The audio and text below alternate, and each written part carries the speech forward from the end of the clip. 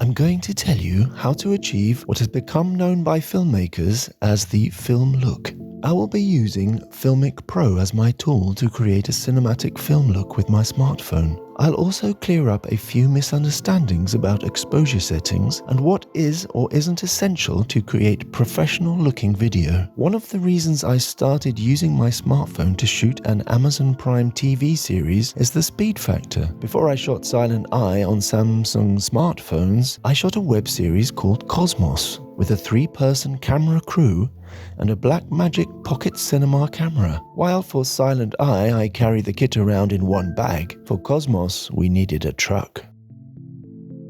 In the last 2 years, I've shot 5 short films or episodes using Samsung smartphones and FiLMiC Pro. Before that, I shot a feature film using a second-hand consumer camcorder with no crew. The film screened at film festivals alongside films which cost millions of dollars and premiered on the biggest cinema screen in Europe. With experience, I learned there's no one way to create a film look. It's all about what you want your video to look like, which is a creative choice. So let's look at some of the techniques I use to get the most from consumer cameras.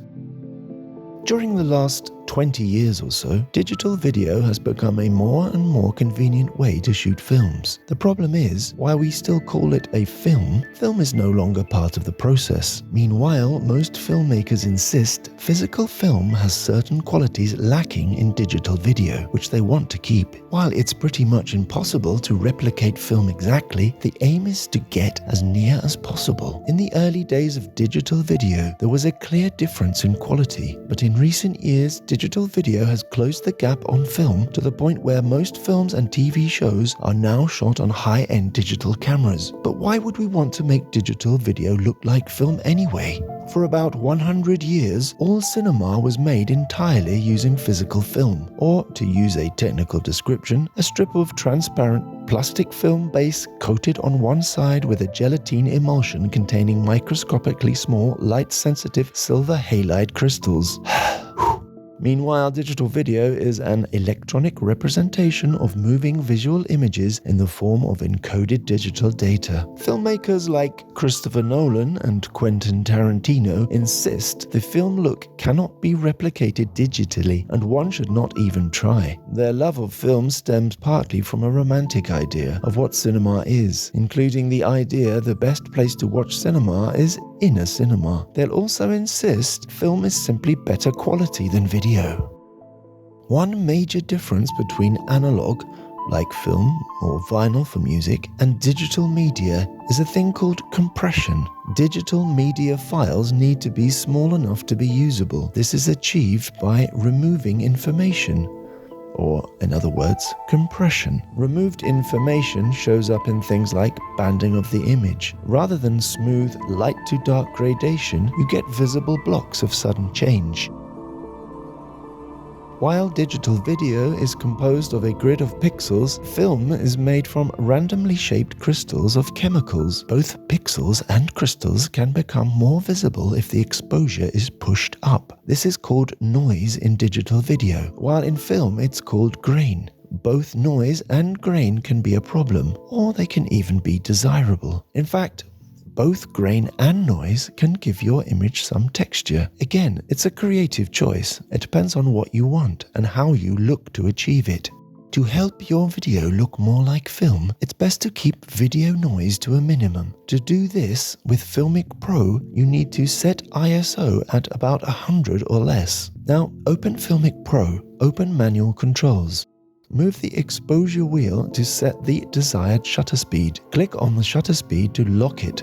It goes red. Now move the wheel to set the ISO. You'll notice I set and locked the shutter speed first. This is because the shutter speed needs to be at 1/48th or 1/50th of a second to mimic the film look. After experimentation with various frame rates, film eventually settled on 24 frames to be exposed or projected every second. Therefore, to imitate the look of film, we need to set our frame rate to 24 frames per second. However, the irony is, when film decided to use 24 frames per second as a standard frame rate, it had nothing to do with the way it looked. In fact, the main reason 24 frames per second was chosen was down to the introduction of sound in the 1920s. A standard filming projection speed was required for audio to be recorded and then played back, so that voices didn't sound wrong. The makers of the groundbreaking movie The Jazz Singer then opted for 90 feet of film per minute, which translated to 24 frames per second. The Jazz Singer is credited as the first feature-length motion picture with not only a synchronized recorded music score, but also lip-synchronous singing and speech. The funny thing is, not only did it change movies from the 1920s onwards, but that decision led to digital filmmakers setting their cameras to 24 frames per second 100 years later. Yes, our film look derives from the introduction of synced audio into the movies in 1927. The reason I point this out is to remind ourselves that the look of film is in part defined by practical decisions. But even if a different speed had been chosen for sound, the frame rate would have been around 24 frames per second anyway. As I've spoken about before, I use 25 frames per second because I'm filming in Europe, where we have 50 Hz electricity supply. If I switch to 24 frames per second, some artificial lights create a strobing effect, and because I no longer have to worry about a physical projector at the end of this process, 25 frames per second is fine, and visually very similar to 24 frames per second. To set frame rate on FiLMiC Pro, you need to open the settings menu and tap the frame rate button. You will now get a screen where you can set the frame rate. Because of the way film camera shutters were designed, 24 frames per second film had a shutter speed of 1/48th of a second. In other words, the shutter is open for 1/48th of a second 24 times per second.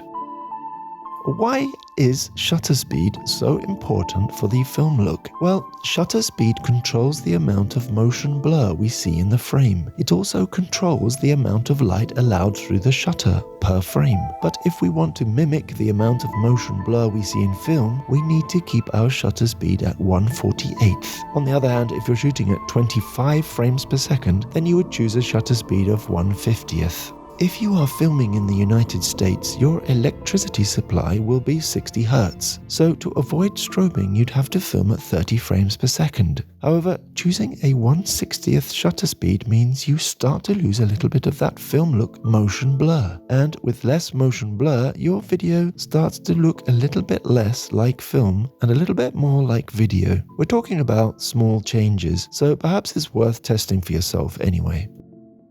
If you set ISO to its lowest settings and shutter speed to 1/48th or 1/50th, but the image is still overexposed, what do you do? Unless you can find a way to reduce the light somehow, your only other option is to add an ND filter. Placing an ND filter over the lens is like wearing sunglasses. It reduces the light passing through the lens and hitting the sensor.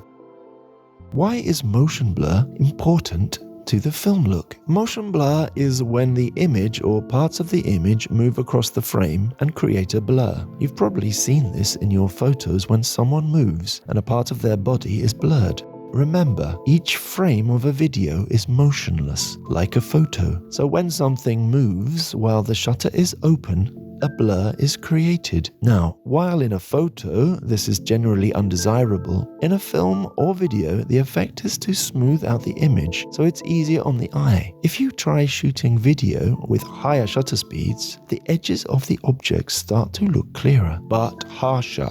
It just so happens that when filmmakers chose 24 frames per second and 1/48th shutter speed, they created still frames with a certain level of motion blur. Over years, we grew to love this look and associated it with the magic of cinema. Now, to set shutter speed in FiLMiC Pro, first open FiLMiC Pro. Now open Manual Controls. Move the exposure wheel to set the desired shutter speed. Click on the shutter speed to lock it, and it goes red.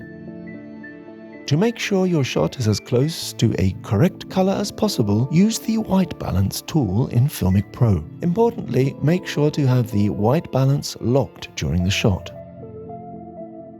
The lock setting in FiLMiC Pro is designed to give you a greater dynamic range and unsaturated colors. This then gives you more options when grading your film in an editing program like Adobe Premiere Pro or DaVinci Resolve. However, I don't actually use log or flat color profiles because I personally don't believe this is worth the extra time involved when using a smartphone. Like I said, this is just how I do it. Others will insist FiLMic's log setting will give you a more cinematic look. So the best thing is to try it and see if it works for you and the look that you want. There are other elements which are sometimes suggested as essential for the film look, including such things as a shallow depth of field, LUTs, and a widescreen ratio. Thing is, none of these things have anything to do with film itself. Yes, they do alter the look of the video, but they don't necessarily make it look any more like film. A shallow depth of field is desirable in some shots, but not in others. LUTs change the look of video, but depend to a degree on the color you start with. I've seen many films in cinemas projected at a 4:3 ratio. Although most films in a 4:3 ratio were shot in the first half of the last century, there are still well-known filmmakers who choose to use it as a creative choice.